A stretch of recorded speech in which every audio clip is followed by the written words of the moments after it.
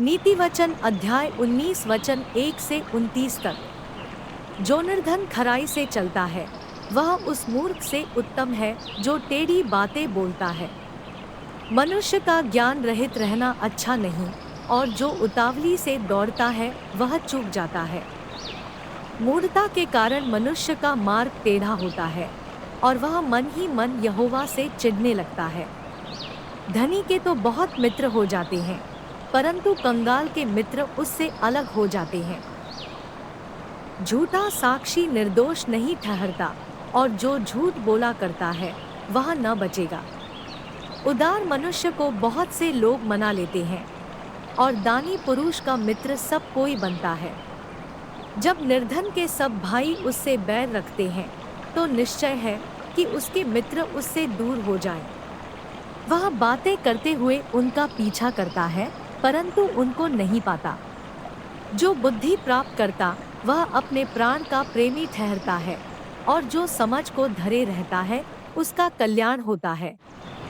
झूठा साक्षी निर्दोष नहीं ठहरता, और जो झूठ बोला करता है वह नाश होता है।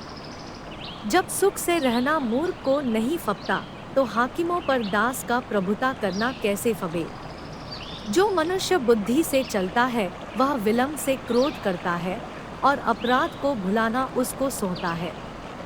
राजा का क्रोध सिंह की गर्जन के समान है, परंतु उसकी प्रसन्नता घास पर की ओस के तुल्य होती है। मूर्ख पुत्र पिता के लिए विपत्ति ठहरता है, और पत्नी के झगड़े सदा टपकने के समान है। घर और धन पुरखाओं के भाग में, परंतु बुद्धिमती पत्नी यहोवा ही से मिलती है। आलस से भारी नींद आ जाती है, और जो प्राणी ढिलाई से काम करता वह भूखा ही रहता है।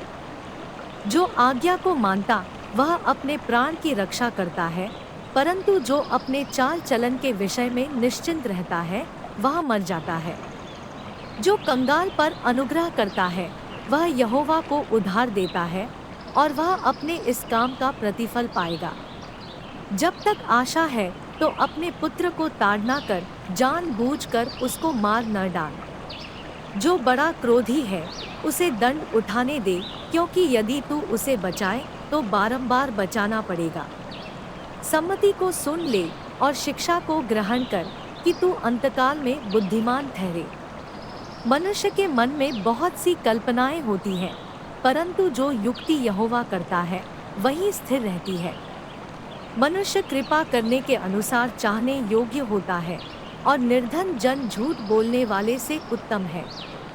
यहोवा का भय मानने से जीवन बढ़ता है, और उसका भय मानने वाला ठिकाना पाकर सुखी रहता है, उस पर विपत्ति नहीं पड़ने की।